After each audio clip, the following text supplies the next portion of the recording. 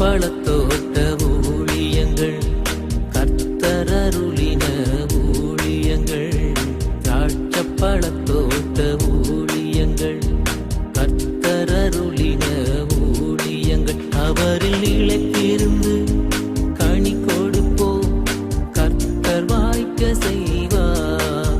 அவரில் நிலைத்திருந்து கனி கொடுப்போம், கர்த்தர் வாய்க்க செய்வார். துதி உமக்கே, துதி உமக்கே, துதி உமக்கே என்றுமே என்றும். துதி உமக்கே, துதி உமக்கே, துதி உமக்கே என்றுமே என்றும். துதி உமக்கே என்றுமே என்றும். துதி உமக்கே என்றுமே.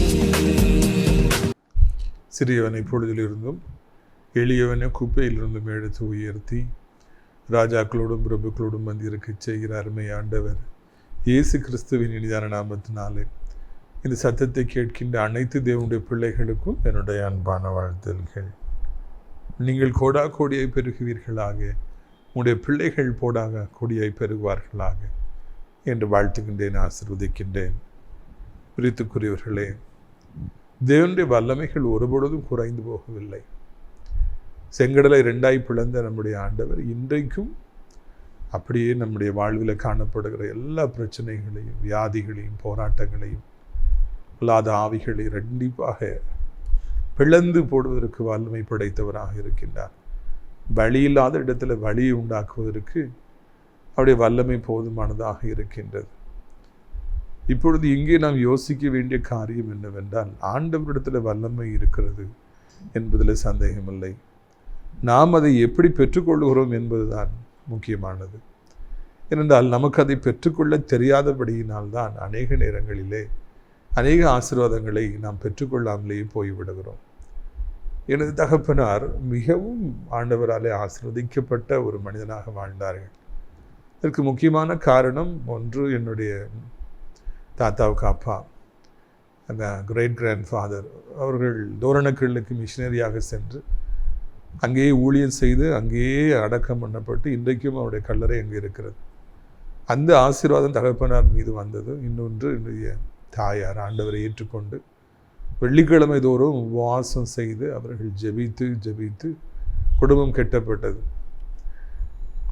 அம்மா அந்த ஞாயிற்றுக்கிழமை வெள்ளிக்கிழமை அந்த நாசரேத் சர்ச்சுக்கு போய் நேர் முழங்கால இருந்து ஜெபிச்சுட்டு வருவாங்க. அதெல்லாம் பார்த்து ஆண்டவர் ஆசீர்வதித்தார் தகப்பனாரை. பிற்பாடு அதை அப்பாவாலே அதை ரீட்டைன் பண்ண முடியாமல் போய்விட்டது.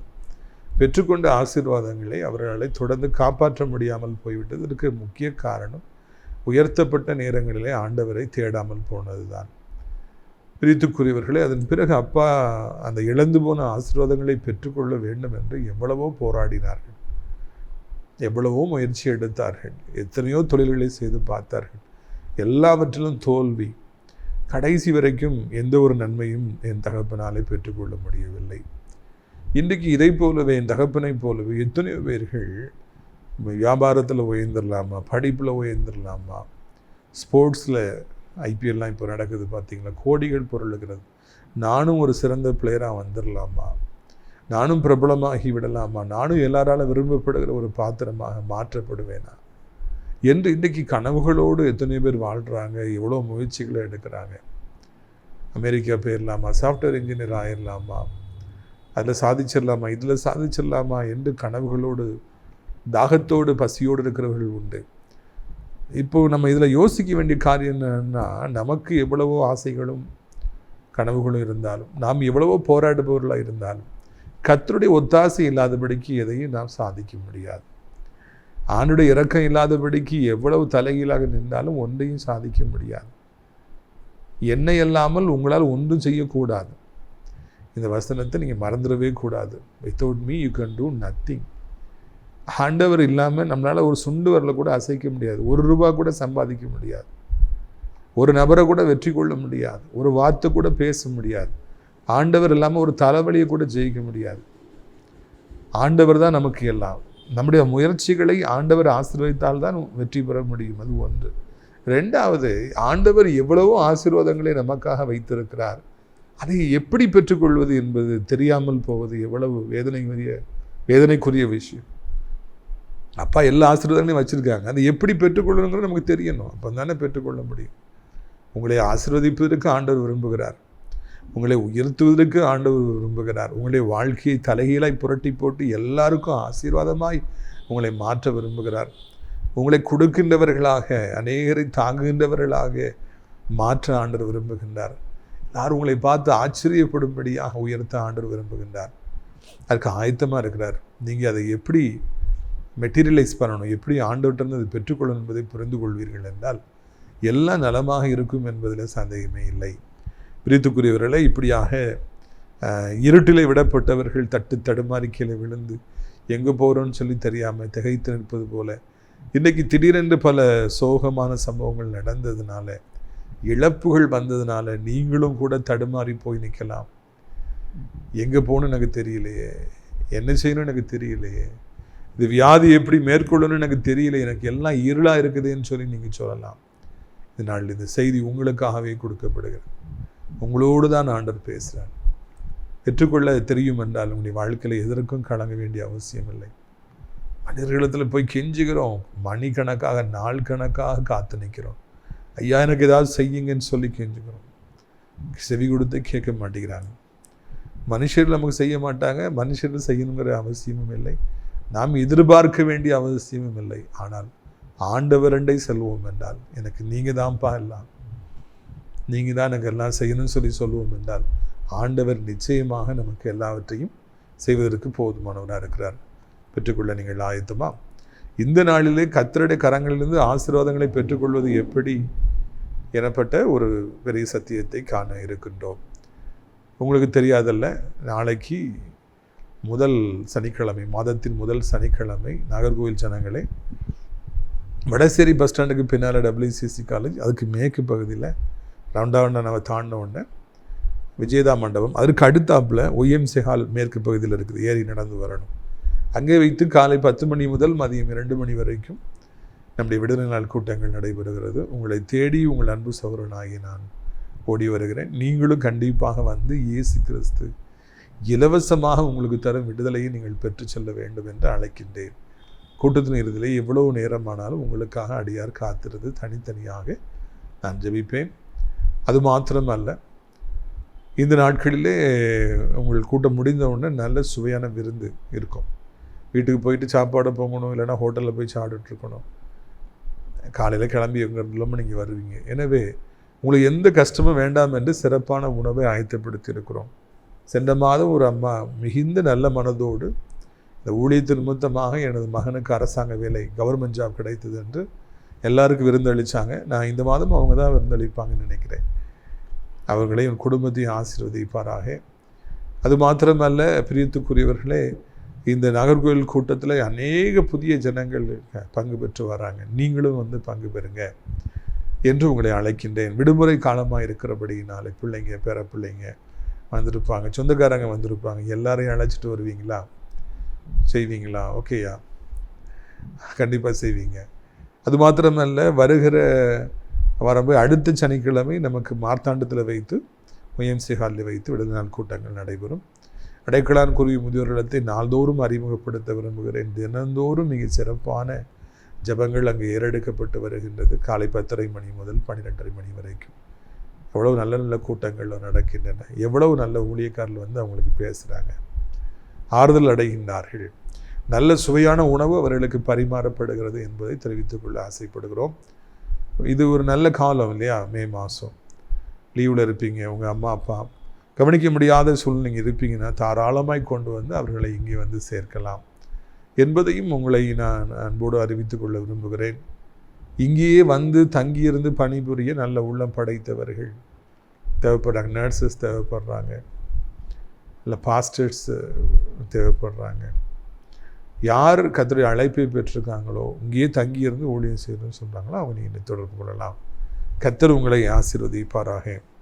பிரியத்துக்குரியவர்களே, இந்த நாளிலும் கூட லூக்கா 7வது அதிகாரத்திற்கு 2ஆம் வசனத்திலிருந்து நான் வாசிக்கிறேன்.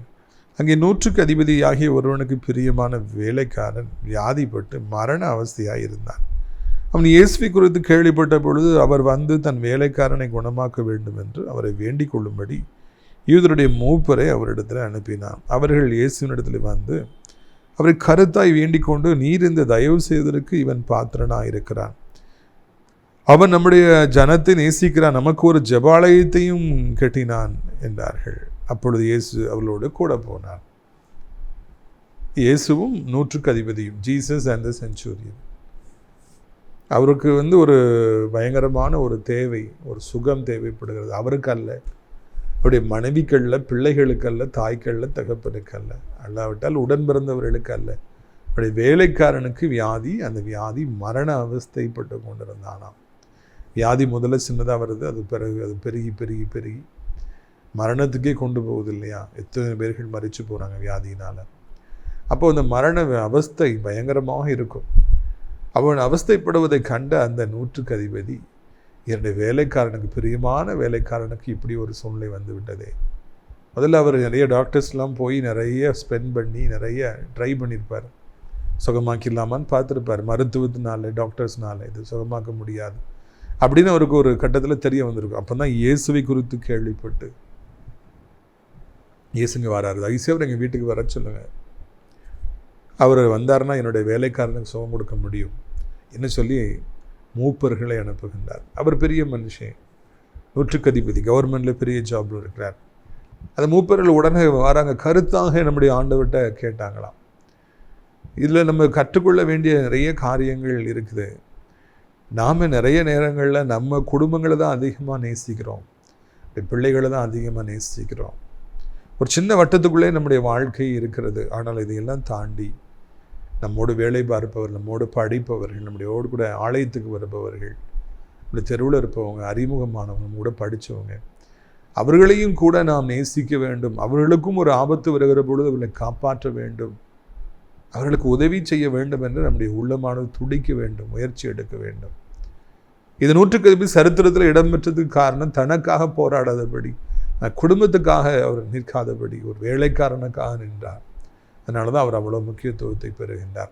நாமும் கூட நமக்கு மேலானவர்கள், கீழானவர்கள், பெரியவங்க, சின்னவங்க, அவங்களுக்கெல்லாம் எப்படியாவது விடுதலையை பெற்று கொடுக்க வேண்டும் என்று சொல்லி போராடணும்.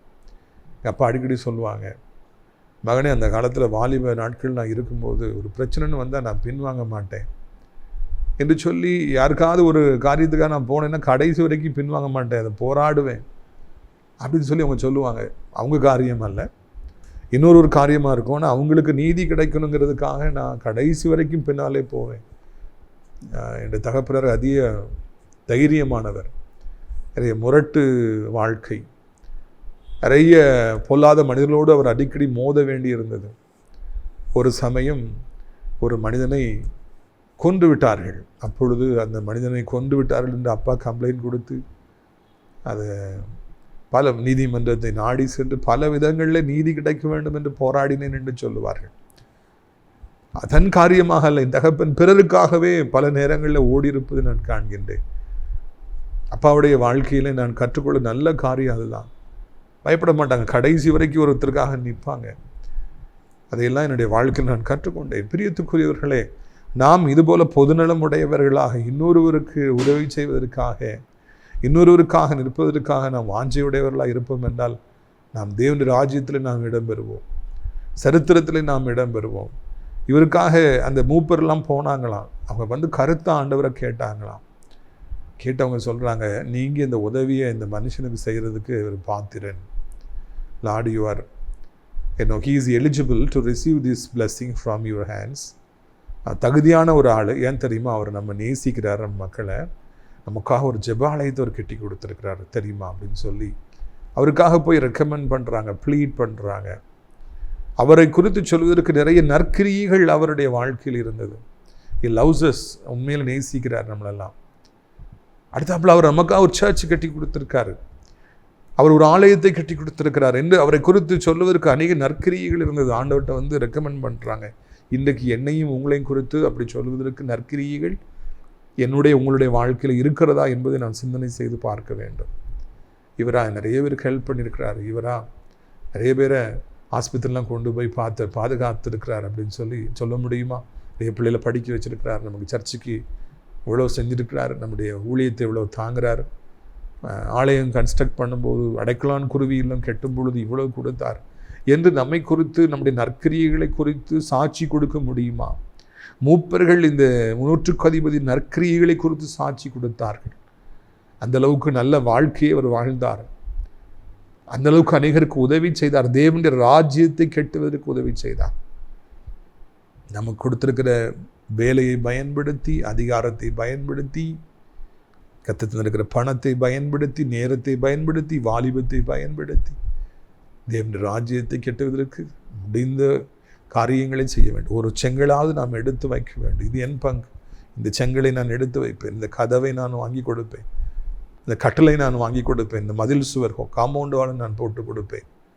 ஒரு சமயம் ஐயா நம்முடைய ஊழியத்திற்கு 1000 சேர்களை அவர்கள் பரிசாக வழங்கினார்கள். நான் இந்த உதவியை உங்களுக்கு செய்யட்டும், இப்படி ஊழியத்தை நான் ஊக்குவிக்கட்டும் என்று சொல்லி இதான காலத்தில், ரிட்டையர்டான காலத்தில் நமக்கு அதை உதவி செய்தாங்க.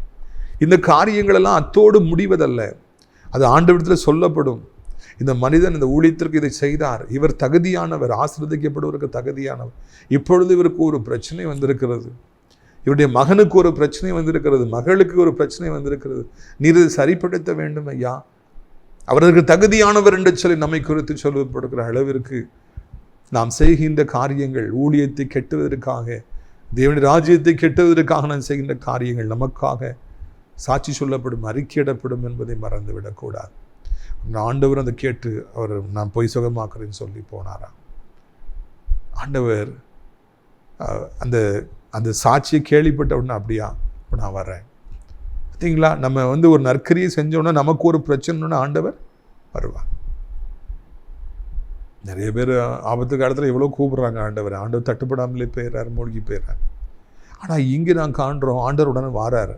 காரணம் நற்கிரியைகள், நல்ல வாழ்க்கை, நல்ல எண்ணங்கள், உதவி செய்கிற ஒரு மனது. உடனே ஆண்டவர் வரார். உங்களுக்காகவும் இயேசு வருவார், உங்கள் வீட்டுக்கு வருவார். உங்கள் பிஸ்னஸ் இன்னைக்கு டல்லாக கிடக்கல, படுத்து கிடக்கல, தூக்கி விடுறதுக்கு ஆண்டவர் வருவார். இந்த பிள்ளைகள் வியாதிப்பட்டிருக்காங்கல்ல, போதைக்கு அடிமையாக இருக்காங்கல்ல, அவங்களை தூக்கி விடுறதுக்கு ஆண்டவர் வருவார். இதுதான் நல்ல செய்தி என்பதை உங்களுக்கு நான் நினைவூட்டும்படியாக விரும்புகின்றேன். பாருங்கள், 6ஆம் வசனத்தின் பின்பகுதி, லூக்கா 7ஆம் அதிகாரம். 100க்கு அதிபதி தன் சிநேகிதரை நோக்கி, நீங்கள் அவரிடத்தில் போய், ஆண்டவரே நீர் வருத்தப்பட வேண்டாம், நீர் என் வீட்டு வாசலுக்குள் பிரவேசிக்க நான் பாத்திரன் அல்ல, நான் உம்மிடத்தில் வரவும் என்னை பாத்திரனாக எண்ணவில்லை, ஒரு வார்த்தை மாத்திரம் சொல்லும், அப்பொழுது என் வேலைக்காரன் சுஸ்தமாவான். ஏசப்பா வீட்டுக்கு போயிட்டு இருக்காங்க. அப்போ திடீர்னு அந்த ஆள் அதை கேள்விப்பட்டு ஒரு வார்த்தையை சொல்லிவிடார். நோலான், நீங்கள் என் வீட்டுக்கு வர அளவுக்கு நான் பாத்திரம் கிடையாது, நான் உண்மை சந்திப்பதற்கும் நான் பாத்திரனாக என்னை எண்ணவில்லை. என்ன ஒரு தாழ்மையான மனிதன், 100க்கு அதிபதி, செஞ்சூரியன். அவருக்கெல்லாம் 100 பேர் கட்டளைக்காக காத்திருக்கிறாங்க, கண்ணசைவுக்காக காத்திருக்கிறாங்க. ஐயா நீங்கள் என்ன சொன்னாலும் நாங்கள் செய்வோம்னு சொல்கிறாங்க. அப்படிப்பட்ட உயர்ந்த நிலைமையில் இருக்கிற ஒரு மனிதன் ஆண்டவரை பார்த்து சொல்லி விடுகிறார், ஆண்டவரை இங்கே வீட்டுக்கு வர்றதுக்கு நான் பாத்திரம் அல்ல, உண்மை சந்தித்து பேசுவதற்கும் நான் பாத்திரம் அல்ல, நான் ஒரு பாவியாகிய மனிதன். எவ்வளவு ஒரு தாழ்மையான ஒரு உள்ளம் பார்த்தீர்களா? ஊழியங்களுக்காக அநேக இடங்களுக்கு செல்வது வழக்கம். 28 வருடமாக ஆண்டுடைய பணியை செய்ய ஆண்டவர் உதவி செய்திருக்கிறார். கர்த்தருக்கே மகிமை உண்டாகட்டும். இப்படியாக ஊழியங்களை முடித்து, கன்வென்ஷன் கூட்டங்களை முடித்து, இல்லைனா சர்ச்சில் ஏதாவது மீட்டிங் முடிச்சிருக்கும்போது இவங்க வீட்டில் தான் சாப்பாடுன்னு சொல்லுவாங்க. அப்போ அவங்க வீட்டுக்கு வாங்க பாஸ்டர்னு சொல்லி கூப்பிட்டு போவாங்க. வீட்டை கூட்டு கண்டிப்பாக ஆசையோடு கூடுவாங்க. நிறைய நல்ல உள்ளம் படைத்தவர்கள் இந்த பூமியில் இன்னமும் இருக்கிறாங்க. சாப்பாடு கொடுத்து ஊழியக்காரர்களுக்கு அன்னப்படுத்துகிறாங்க. இன்றைக்கும் நிறைய பேர் இருக்காங்க. எலியாவுக்கு ஆண்டு சொன்ன வார்த்தை, பாகாலுக்கு முன்பு முழங்கால் படியிடாத 7000 பேர் எனக்கு உண்டு என்று சொன்னார். இன்றைக்கு 7000 பேர் இருக்க தான் செய்கிறாங்க. ஒரு சிலர் அவங்க அந்த வீட்டை நாம் காண வேண்டும் என்பதற்காக பெரிய வீடை கட்டியிருப்பாங்க, பெரிய பெரிய மாளிகையெல்லாம் கட்டியிருப்பாங்க. அதை நமக்கு காண்பிக்க வேண்டும் என்பதற்காக வீட்டுக்கு கூட்டு போவாங்க. தவறல்ல, கர்த்தர் அவங்களுக்கு பெரிய வீடை கொடுத்துருக்கிறார். கர்த்தருக்கு ஸ்தோத்திரம். இது பார்க்கட்டும், பாஸ்டர் பார்க்கட்டும்னு சொல்லி அவங்க அதை காமிக்கணும்னு ஆசைப்படுறாங்க. இந்த மனுஷன் சின்ன வீட்லேயே இருந்திருப்பார் நினைக்கிறீங்க? 100க்கு அதிபதி எவ்வளோ பெரிய வீட்டில் இருந்திருப்பார் இல்லையா? அவருக்கும் தான் வீட்டை காமிக்கணுங்கிற மாதிரிலாம் ஒரு எண்ணம் வந்திருக்கும் இல்லையா? நம்ம நகையை போட்டு, நம்ம ட்ரெஸ்அப் பண்ணி, மேக்கப் பண்ணிட்டு வீட்டிலையா இருப்போம். 4 பேர் பார்க்கட்டும் தானே வெளியே வருவோம், அப்படி தானே. ஆனால் இந்த மனிதன் அப்படிலாம் என் வீடு பெருசாக இருக்க ஆண்டவர் பார்க்கட்டும், நான் இவ்வளோ நகை போட்டிருக்கிறேன் ஆண்டவர் வந்து பார்க்கட்டுமே, எவ்வளோ செல்வங்கள்லாம் இருக்குது வந்து பார்க்கட்டுமேலாம் அப்படிலாம் அவர் நினைக்கல. அதெல்லாம் அவருக்கு பெருசாக தெரியல. அவர் எவ்வளோ பெரிய பரிசுத்தமான தெய்வம், நான் எப்படி அவரை என் வீட்டுக்குள்ளே கூட முடியும், நான் எப்படி அவரை போய் பார்க்க முடியும், எனக்கு தகுதி இல்லையே. தன்னுடைய செல்வங்கள், தன்னுடைய பெருமைகள், தன்னுடைய படிப்புகள், பட்டங்கள், தன்னுடைய மாளிகைகள், தனக்கு இருக்கிற அலங்காரமான பொருட்கள், குடும்பங்கள், அழகான பிள்ளைகள், எதையும் வேலைக்காரர்கள் எதையும் பெரிதாக கருதவில்லை. காரணம், இயேசுவோடு தன்னை ஒப்பிட்டார். இயேசப்பாவுடைய அன்போடு தன்னை ஒப்பிட்டார். அவருடைய பரிசுத்தத்தோடு தன்னுடைய பரிசுத்தத்தை ஒப்பிட்டார். நான் ஒன்றுமில்லையப்பா என்று விழுந்தார். அநேக நேரங்களில் நாம் பெருமையோடு இருப்பதற்கும், பெருமையோடு பேசுவதற்கும், பெருமையோடு வாழ்வதற்கும் எனக்கு நிகர் யாரும் இல்லை என்று நான் நினைப்பதற்கு காரணம், நம்மை ஆண்டவரோடு கூட நாம் ஒப்பிட்டு பார்க்காமல் இருப்பது தான். பக்கத்து வீட்டுக்காரங்களோடு நம்ம ஒப்பிட்டு பார்க்கிறோம், நம்ம சொந்தக்காரங்களோடு நம்ம ஒப்பிட்டு பார்க்கிறோம், கூட வேலை பார்க்குறவங்களோடு நம்ம ஒப்பிட்டு பார்க்கிறோம். இயேசுவோடு நாம் நம்மை ஒப்பிட்டு பார்ப்பதில்லை, தவறு. should compare ourselves with our Lord. ஆண்டவர் இயேசுவோடு நம்மை ஒப்பிட்டு பார்த்தால்தான் நாம் எவ்வளவு குறைவுள்ளவர்கள் என்பது நமக்கு தெரியும். நம்முடைய நீதி அழுக்கு கந்தையுமாக இருக்கிறது, அழுக்கான கந்தையாக இருக்கிறது. பரிசுத்தத்தின் மேல் பரிசுத்தமான ஒரு தெய்வம்.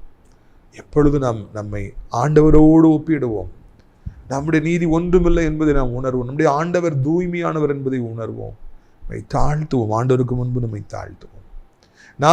நாம் ஆண்டவரோடு நம்மை ஒப்பிட்டு வாழுகிற பொழுது வாழ்நாள் பரியந்தம் நிச்சயமாக அனைவர் முன்பு நம்மை தாழ்த்துவோம், ஆண்டவர் முன்பு நம்மை தாழ்த்துவோம். நம்மை பெருமையாக நாம் நினைக்க மாட்டோம். நமக்குரியவைகளை பெருமையாக நினைத்து அதை எல்லோருக்கும் காமிக்கணும் நம்ம நினைக்க மாட்டோம். அதை அவங்களா பார்த்து கொள்ளட்டும். கர்த்தரா உங்களுக்கு கிருபைகளை தருவார், உயர்வுகளை தருவார், புகழ்ச்சியை தருவார். அது நம்ம மறுக்க வேண்டாம். நாம நம்மை உயர்த்த வேண்டும் என்று ஒரு பொழுதும் நினைக்க வேண்டாம். பிரியத்துக்குரியவர்களே, அவர் அடுத்து என்ன சொன்னார் என்பது இந்த பைபிளில் இருக்கிற வசனங்களில் முக்கியமான ஒரு வசனம் பாருங்கள். லூக்கா 7ஆம் அதிகாரம் 8ஆம் வசனம். நான் அதிகாரத்துக்கு கீழ்ப்பட்டவனாக இருந்தும் எனக்கு கீழ்ப்பட்டிருக்கிற சேவகரும் உண்டு. நான் ஒருவனை போவென்றால் போகிறான், மற்றொருவனை வா என்றால் வருகிறான். என் வேலைக்காரனை இதை செய்யென்றால் செய்கின்றான் என்று நான் சொன்னதாக சொல்லுங்கள் என்று அவர்களை அனுப்பினான். இயேசு இவைகளை கேட்டு அவனை குறித்து ஆச்சரியப்பட்டு திரும்பி தமக்கு பின் செல்கிற திரளான ஜனங்களை நோக்கி, இது இஸ்ரவேலருக்குள்ளும் நான் இப்படிப்பட்ட விசுவாசத்தை காணவில்லை என்று உங்களுக்கு சொல்கிறேன் என்றார். அனுப்பப்பட்டவர்கள் வீட்டுக்கு திரும்பி வந்த பொழுது வியாதியஸ்தனாய் கிடந்த அந்த வேலைக்காரன் சுகமடைந்திருப்பதை கண்டார்கள். அப்போ ஆண்டவர் ஸ்டன் ஆயிடுறாரு, அஸ்டானிஷ்ட் ஆயிடுறார். என்னப்பா இது? திரும்பி சொல்றார், நான் இஸ்ரவேலுக்குள்ள கூட இப்படி விசுவாசத்தை பார்க்கலையே. இவன் இஸ்ரவேலன் அல்ல, அவன் காணியாட்சிக்கு புறம்பானவன். ஆனால் என் மேலே இவ்வளோ விசுவாசம் வச்சிருக்கான். ஆண்டவரே ஆச்சரியப்பட்டாராம். ஆண்டவரே ஆச்சரியப்படுகிற அளவுக்கு அவர் என்னதான் சொன்னார் சொல்ல, நான் 100க்கு அதிபதி, நான் எனக்கு மேலே ஆட்கள் இருக்காங்க, அவங்களுக்கு நான் ரிப்போர்ட் பண்ணுறேன், கீழ்ப்படுகிறேன். ஆனால் எனக்கு கீழே வேலைக்காரங்க இருக்காங்க, நான் சொன்னால் வானா வராங்க, போனால் போகிறாங்க. அவ்வளோதான் சொன்னார், வேற ஒன்றும் சொல்லலை. என்ன அர்த்தம்னா, என்னுடைய வல்லமைக்கு மக்கள் கீழ்ப்படுகிறாங்க, வானா வராங்க, போனால் போகிறாங்க. நீங்கள் வானத்தையும் பூமியும் படைத்தவர், நீங்கள் இந்த வியாதியை போன்னு சொன்னால் இந்த வியாதி போகாமல் இருக்குமாய்யா? ஒரே ஒரு வார்த்தை சொன்னால் போதும், நீங்கள் ஒரு வார்த்தை சொன்னால் போதும், வியாதியை காணாமல் போயிடும்.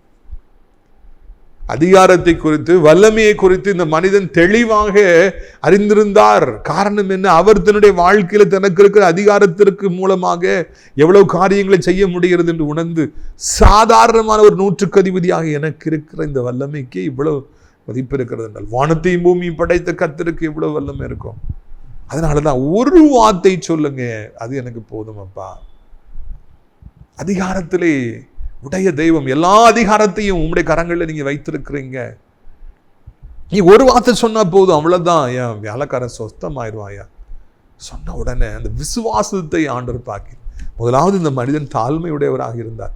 இரண்டாவதாக அவ்வளவு விசுவாசம் உடையவராக இருந்தார். நீ வரணும்னு அவசியம் இல்லை, நான் வரணும்னு அவசியம் இல்லை. நீ தூரத்துல இருந்து ஒரு வார்த்தை சொல்லுங்க. ஊசியை போடணும் அவசியம் இல்லை, மாத்திரையை போடணும் அவசியம் இல்லை, தச்சு ரண வைத்தியம் செய்யணுங்கிற அவசியம் இல்லை, ஆப்ரேஷன் செய்யணுங்கிற அவசியம் இல்லை, ட்ரிப்ஸ் ஏற்றணுங்கிற அவசியம் இல்லை, இல்லை இந்த ப்ரீஷியஸ் இன்ஜெக்ஷனை கொடுக்கணுங்கிற அவசியம் இல்லை. ஒரு வார்த்தை சொல்லுங்க போதும். தூரத்துலேருந்து ஒரு வார்த்தை சொல்லுங்க, என் வேலைக்காரன் பிழைப்பான். அந்த அளவுக்கு ஒரு விசுவாசம் உள்ள ஜெபத்தை விண்ணப்பத்தை அவர் வைத்தாரா? எழுத்துக்குரியவர்களே, ஆண்டவர் ஆச்சரியப்பட்டு, நான் இஸ்ரவேலுக்குள்ளும் இப்படிப்பட்ட விசுவாசத்தை நான் பார்க்கவில்லை என்று மிக பெருமையாக பேசினாரா? ஆண்டவரை ஆச்சரியப்படுத்திய மனிதர்கள் ஒரு சிலர், அதுல இந்த மனிதன் ஆண்டவரை ஆச்சரியப்பட்டு போனார். நீங்களும் உங்களுடைய வாழ்க்கையில இதே மாதிரி ஆண்டவரை விசுவாசிப்பீங்கன்னா உங்களை குறித்தும் ஆண்டவர் ஆச்சரியப்படுவார். நான் இதை வாசிக்கும் போதே ஆண்டவர்கிட்ட சொன்னேன், இவரை மாதிரி நானும் விசுவாசிக்கணும், என்னை குறித்தும் நீங்கள் ஆச்சரியப்பட்டு எல்லார்ட்டையும் சொல்லணும். கிறிஸ்டோபர் ராஜாவை மாதிரி விசுவாசத்தை நான் எங்கேயும் பார்க்கல, நீங்கள் சொல்லணும்ப்பா அப்படின்னு சொன்னேன். நீங்களும் சொல்லுங்க, ஏசப்பா என்ன மாதிரி யாருமே விசுவாசிக்கல, நீங்கள் எல்லார்ட்டையும் சொல்லணும். அந்த அளவுக்கு விசுவாசத்தை எனக்கு நீங்கள் தரணும், நான் விசுவாசிப்பதை பார்த்து நீங்கள் ஆச்சரியப்படணும்ப்பா அப்படின்னு நீங்கள் சொல்லி அதே மாதிரி விசுவாசிக்கப்படாங்க. பயப்படாதீங்க, விசுவாசை கண்டு பயப்படாதீங்க, வியாதியை கண்டு பயப்படாதீங்க, பொல்லாத மனிதர்களை கண்டு பயப்படாதீங்க, அவருடைய வார்த்தைகளை கண்டு பயப்படாதீங்க. கர்த்தர் உங்களை விடுவிப்பதற்கு போதுமானவராக இருக்கிறார். ஒரு வார்த்தை சொல்லுங்க, a mere word, a single word is sufficient. அது போதும்பா. ஆண்டவர் அதை பாராட்டுறாரு. சனப்பொழுதிலே வல்லமை புறப்பட்டு செல்கிறது. அந்த வேலைக்காரன் சொஸ்தமா, அவருடைய விசுவாசன்படி ஆயிற்று. அந்த வேலைக்காரன் சுகமாயிட்டான். வீட்டுக்கு வந்து பார்த்தா எல்லாருக்கும் ஆச்சரியமா இருக்குது. ஏசப்பா விசுவாசத்தை கனப்படுத்துறாரு. வீட்டுக்கு போகாமலே ஒரு வார்த்தை சொல்றாரு, சுகமாகட்டும். அவ்வளோதான், வியாதி சுகமாயிடுச்சு, மரண அவஸ்தை போயிடுச்சு, புது வாழ்க்கை கிடைச்சிருச்சு. சாக வேண்டியது மனிதனுக்கு பிறகு பல வருஷம் இந்த பூமியிலே அந்த 100க்கு அதிபதிக்கு நல்ல வேலைக்காரனாக இருந்திருப்பார் அல்லவா? மரணத்திலிருந்து தப்புவிக்கப்படுவதற்கு ஒரு வார்த்தை போதும். இழந்து போன கோடிகளையும் வீடுகளையும் சொத்துக்களையும் பிசினஸையும் பெற்றுக்கொள்வதற்கு ஒரு வார்த்தை போதும். ஆண்டவரிடத்திலிருந்து ஒரு வார்த்தை போதும். ஊழியங்களை பெற்றுக்கொள்வதற்கு, ராஜ்யங்களை ஸ்தாபிப்பதற்கு, பிசினஸ்ல மிகப்பெரிய மனிதனாய் இப்ப நாம் மாறுவதற்கு ஆண்டவர் ஒரு வார்த்தை சொன்னால் போதும். ஒரு வார்த்தை சொன்னால் போதும், எல்லாம் தலைகீழாக மாறிவிடும். ஆண்டவரோட சொல்லுங்க, எனக்காக ஒரு வார்த்தை சொல்லுங்க. வியாதிப்பட்டு கிடக்கிற என் குடும்பத்தாருக்காக ஒரு வார்த்தை சொல்லுங்க. வேலை இல்லாமல் இருக்கிற என் மகனுக்காக ஒரு வார்த்தை சொல்லுங்க. பல வருடமாகியும் குழந்தை இல்லாமல் இருக்கிற என் மகளுக்காக ஒரு வார்த்தை சொல்லுங்க. திருமண வாழ்க்கை உடைந்து போயிருக்கிற என் மகனுக்காக ஒரு வார்த்தையை சொல்லுங்க. வீடில்லை என்று தவிக்கிற என் பிள்ளைக்காக ஒரு வார்த்தை சொல்லுங்க. சொன்னீங்கன்னா எல்லாம் மாறும். ஆண்டவர் சொல்லிட்டாருன்னு வைங்க, அதுக்கு பிறகு நம்ம கவலைப்படுவதற்கு எதுவுமே இல்லைங்க. இது விசுவாசிக்கிறீர்களா? மழையே புரட்டி தள்ளணும்னு நம்ம நினைக்கிறோம், அங்கே ஓடுறோம் இங்கே ஓடுறோம், என்னெல்லாமோ முயற்சி எடுக்கிறோங்க. உட்காருங்க, உட்கார்ந்து ஆண்டவரை விசுவாசிங்க, தாழ்த்துங்க, ஒரு வார்த்தை சொல்லும்ப்பான்னு சொல்லுங்க. ஆண்டவர் சொல்லிட்டாருன்னா உடனே இல்லைன்னு ஆயிரும், அவ்வளோதான். நோ ஃபார்மாலிட்டி, வீட்டுக்கு வரணும், கையை தொடணும், ஒரு வார்த்தை சொல்லணும், சத்தம் போடலாம், எதுவுமே கிடையாதுங்க. There's no rules and regulations for receiving any miracle from the hands of God. கடவுள் அப்படிதான் இப்படிதான் சொல்லி சட்டத்திட்டங்கள்லாம் எதுவுமே வைக்கலைங்க. ஒரு வார்த்தை சொன்னா போதும். அவர் ஒரு வார்த்தை சொன்னார், புதிய ஒரு ஆசீர்வாதத்தை கொடுத்தார். தூரத்திலிருந்து ஒரு வார்த்தை சொன்னார், அவன் பிழைத்து கொண்டான், வியாதி நீங்கிற்று. உங்களுக்கும் அவர் அப்படியே செய்வாராக என்று நான் வாழ்த்துக்கிறேன். இந்த செய்தி மறந்துடாதீங்க. ஆண்டவரே ஒரு வார்த்தை சொல்லணும், நீங்கள் சொல்லணும்னு சொல்லி நீங்கள் டெய்லி சொல்ல மறந்துடாதீங்க. உங்களுக்காக நான் ஜெபிக்கட்டுமா? கண்களை மூடுவீர்களா? அப்பா பிதாவே, இந்த அருமையான நாளுக்காக நன்றி நன்றி நன்றி. இந்த நாளிலும் கூட சத்தத்தை கேட்குற பிள்ளைகள் வியாதிப்பட்டிருப்பார்கள், குடும்பத்தில் யாராவது வியாதிப்பட்டிருப்பார்கள் என்றால், கடன் பட்டிருப்பார்கள் என்றால், மன சமாதானத்தை இழந்து போயிருப்பார்கள் என்றால், வஞ்சிக்கப்பட்டிருப்பார்கள் என்றால், இழந்து போயிருப்பார்கள் என்றால், ஏன் வாழ வேண்டும் என்கிற கேள்விக்குறியோடு இருப்பார்கள் என்றால், எல்லா பக்கமும் வாழ்க்கை எனக்கு கசப்பாக இருக்கிறது, எனக்காக ஒருவருமே இல்லையே என்று சொல்லி அங்கலாய்த்து கொண்டிருப்பார்கள் என்றால், அவர்களுக்காக நீர் ஒரு வார்த்தை சொல்லும். இந்த புண்ணு ஆறவே மாட்டேங்குதே, இத்தனை மாதம் ஆயிடுச்சு, இத்தனை வருஷம் ஆயிடுச்சு, இந்த வியாதி என்னை விட்டு போகவே மாட்டேங்குதே, ஐயோ எனக்கு இப்படிப்பட்ட ஒரு வியாதி வந்து விட்டதே, ஐயோ இப்படியாக நான் வருத்தப்படுகிறேன் என்று அங்கலாய்க்கிற பிள்ளைகள் ஒவ்வொருவரையும் தொடுங்க. எல்லா வியாதிகளையும் சிலுவையில் சுமந்து விட்டீர், நாங்கள் சுமக்க வேண்டிய அவசியம் இல்லை. காலில் இருக்கிற வீக்கங்கள் வற்றி போகட்டும், ஜாயின்ஸில் இருக்கிற வாதங்கள், அன்று பக்கவாதங்கள், முடக்குவாதங்கள் எல்லாம் அப்படியே மறையட்டும், காக்காய் வெடிப்புகள் மறையட்டும், கட்டிகள் மறையட்டும், கேன்சர் வியாதிகள், அந்த கிருமிகள் மறையட்டும், பரவுகிற கிருமிகள் மறையட்டும், கிட்னிகளை திங்க நினைக்கிற அந்த கிருமிகள் மறையட்டும். இறைவா சோத்திரமே, ஒவ்வொருவருக்கும் கர்த்தர் உதவி செய்யும், ஒவ்வொருவரையும் தொடும், ஒவ்வொருவரையும் பலப்படுத்தும், ஒவ்வொருவரையும் ஸ்திரப்படுத்தும், ஒவ்வொருவரையும் ஆசீர்வதி. என்ன வியாதியாக இருந்தாலும் இப்பொழுது நீக்கி போடுங்க. இரவு எனக்கு தூக்கம் வர மாட்டேங்குன்னு சொல்கிறவங்களுக்கு இந்த நாளும் நல்ல நித்திரையை தாருங்க. சாப்பாடே எனக்கு செல்ல மாட்டேங்குது, சாப்பிட விருப்பமே இல்லை, கசப்பாக இருக்குது, விருப்பத்தை தாருங்க, சுவையை தாருங்க. சாப்பிட்ட உடனே டைஜஸ்ட் ஆகணும், நெஞ்சில் நிற்கக்கூடாது, ஹார்ட் அட்டாக் வந்துடக்கூடாது, யாருக்கும் ஹார்ட் அட்டாக்கே வரக்கூடாது, சடுதியில் இந்த ஆபத்து நாசம் மோசம் வரக்கூடாது, விபத்துகள் வரக்கூடாது, பொல்லாத மனிதர்கள் வரக்கூடாது. ஏமாற்றப்பட்ட பிள்ளைகளுக்காக ஜெபிக்கிறோம், இழந்து போனதை பல மடங்கு திரும்ப தாருங்க. இப்படி பிள்ளைகளை யாராவது ஏமாற்றி எதாவது பிடுங்கினாங்கன்னா அவங்கள அடிங்க. அப்போ தான் என் பிள்ளைகிட்ட நீ ஏமாத்துறியான்னு சொல்லி அவங்க ஓடி வரணும், திருப்பி வந்து அழுதுகிட்டே கொடுக்கணும். என்கிட்ட இத்தனை லட்சத்தை பிடிங்கிட்டாங்க, கோடிகளை பிடிங்கிட்டாங்கன்னு சொல்லி அங்கலாய்க்கிற பிள்ளைகளுக்காக வருகிறேன். விடாதீங்கப்பா, யுத்தங்களே செய்யுங்க, திருப்பி கொண்டு வாருங்க, அதெல்லாம் திருப்பி கொண்டு வாருங்க. பிஸ்னஸ் ஒரு போட்டி நிறைஞ்ச ஒரு வேர்ல்டு லாஜா. எத்தனையோ பேர் எவ்வளவு தவறான வழியில் போட்டியில் என்னெல்லாமோ செய்து குறுக்கு வழியில் உடைய பிள்ளைகளை தள்ளிடும்னு நினைக்கிறாங்க. நீங்கள் தான் அவர்களை வாழ வைக்கணும், நீங்கள் தான் அவர்களுக்கு ஞானத்தை கொடுக்கணும். புத்தி கஸ்டமர்ஸ் நாலா திசைகள்லேருந்து வந்து இல்லை லாபங்கள் தினந்தோறும் வந்து நிரம்பி வழிகிற பாத்திரங்களாக, மீதம் எடுக்கிற பாத்திரங்களாக மாற்றுங்கப்பா. நீயோ கடன் வாங்காதிருப்பாய், கடன் கொடுப்பாயின்னு சொல்லியிருக்கிறீங்க. லட்சங்களை கடன்களாய் வைத்து, கோடிகளை கடன்களாய் வைத்து திருப்பி கொடுக்க முடியாமல், இஎம்ஐயை கட்ட முடியாமல், அந்த வட்டி இந்த வட்டின்னு சொல்லி நெருக்கப்படுற பிள்ளைகள், வட்டிக்காரங்க இவ்வளோ கேவலமாய் பேசுகிறாங்க, கடன்காரங்க இவ்வளோ கேவலமாய் பேசுகிறாங்களே, தவிக்கிற பிள்ளைகள் ஒவ்வொருவருக்கும் உதவி செய்யுங்க. அப்படியே கிருபைக்குள்ளே ஒழித்து வைங்க, அப்படியே இறக்கத்துக்குள்ளே ஒழித்து வைங்க. இந்த நாளிலே ஆண்டவரே, நம்முடைய பிள்ளைகள் வேலை இல்லாமல் இருப்பார்கள் என்றால் வேலை கிடைக்கட்டும், நிரந்தரமான வருமானங்கள் அவர்களுக்கு உண்டாகட்டும், கவர்மெண்ட் ஜாப் கிடைக்கட்டும், டிரான்ஸ்ஃபர் கிடைக்கட்டும், ப்ரமோஷன் கிடைக்கட்டும். வாலிப பிள்ளைகள் வாலிபத்தின் பாவங்களை சிக்கி தவிப்பதை பார்க்கிறோம். போதை பழக்கங்கள் பெருகி கிடக்கின்றது, கஞ்சா பெருகி கிடக்கிறது, வாலிப சமுதாயத்தை சந்தியும். நான் மொபைல் அடிமைத்தனங்கள், முன்ன பின்ன தெரியாத ஓடி போயிருவேன்னு சொல்கிற வாலிப பிள்ளைகளையா கொலையுண்ணப்பட்டு விடாதபடி அவர்களை எப்படியாவது தப்பு வைப்பீராக. பைக்கை வேகமாக ஓட்டி அப்பாவிகள் மேலே மொட்டி அவர்களை கொன்று தானும் கொலையுண்ணப்பட்டு சாபங்களை சம்பாதித்துக் கொள்கிற வாலிபர்களை எப்படியாவது சந்திப்பீராக. அவருடைய தாய் தகப்பன் கண்ணீரை கண்டு மெதுவாக பைக்கை ஓட்ட உதவி செய்யுங்க. இரவு நேரத்தில் எதிராய் வருகிற வாகனங்களுடைய கண்களை கூசு செய்யாதபடிக்கு பிரைட் லைட்டை போட்டு கொள்ளாதபடிக்கு அவருடைய சாபங்களை சம்பாதிக்காதபடி டிம் பண்ணி ஓட்ட அவர்களுக்கு தாழ்மையை தாருங்க, சகிப்பு தன்மையை தாருங்க, பொறுமையை தாருங்க. வயதானவர்களை விழுந்து விடாதபடி 2 கைகளால் ஏந்தி கொள்ளுங்க. ஆண்டவரை, நீண்ட காலமாய் திருமணமாகலை குழந்தையிலேன் கவலையோடு இருக்கிற பிள்ளைகள் இன்றைக்கு ஒரு அற்புதத்தை செய்யுங்க. உலகம் இருக்கிற அத்தனை நாடுகளையும் ஆசீர்வதிங்க. தாய் திருநாடாக இந்தியாவிற்காக தமிழ்நாட்டுக்காக ஜெபிக்கணும், ஆசீர்வதிங்க. அனைத்து மதத்தவர்களையும் மொழி பேசுகின்றவர்களையும் ஆசீர்வதிங்க. தகப்பனே, அப்படியே ராஜா, இந்த நாளிலும் கூட அனைத்து விசுவாச பிள்ளைகள், ஆலயங்கள், திருச்சபைகள், ஊழியக்காரர்கள், பாஸ்டர்ஸ்க்கு ஜெபிக்கிற ஆசீர்வதிங்க. ராத்திரி திராட்சைப்பழத்தோட்ட ஊழியர்கள் நேசிக்கிற, அடைக்கலான் குருவி இல்லத்தை நேசிக்கிறவர்கள் உண்டு, நாள்தோறும் அப்படி நிகழ்ச்சிகளை பார்க்கிறவர்கள் உண்டு, அநேகருக்கு அறிமுகப்படுத்துவர்கள் உண்டு, ஜெபத்தினாலே காணிக்கையில் தாங்கர்கள் உண்டு. ஒவ்வொருவரையும் ஆசீர்வதிங்க. கிருபை தாங்கட்டும் ஐயா, கிருபை தாங்கட்டும். இந்த நாளிலும் கூட அப்பா ஆண்டவரே, அடைக்கலான் குருவி இல்லத்தில் தங்குவதற்கு அநேக முதியவர்கள் தேவை. காம்பவுண்டு வால் கட்டணும், ஃபேவர் பிளாக் ரோடு போடணும், தளம் அமைக்க வேண்டும், உதவி செய்யுங்க. அங்கே வேலை செய்வதற்கு நல்ல உள்ள படைத்தில் அழைத்து கொண்டு வாருங்க, மகிமைப்படுங்க. இரட்சகர் இயேசு மூலமே ஜெபிக்கிறோம், என் நல்ல பிதாவே, ஆமென். என் ஆத்துமாவை கர்த்தரை சோத்திரி, என் முழு உள்ளமே அவருடைய பரிசுத்த நாமத்தை சோத்திரி. என் ஆத்துமாவை கர்த்தரை சோத்திரி, அவர் செய்த சகல உபகாரங்களையும் ஒரு பொழுதும் மறவாதே, ஆமென். இந்த கர்த்தராகிய இயேசு கிறிஸ்துவின் கிருபையும் பிதாவாகிய தேவனுடைய அன்பும் பரிசுத்த அந்யோன்ய ஐக்கியமில்லாத பிரசன்னம் உங்கள் அனைவரோடும் இன்றைக்கும் சதா காலங்களிலும் நிலைத்திருப்பதாக. அல்லேலூயா, அல்லேலூயா. God bless you. Amen.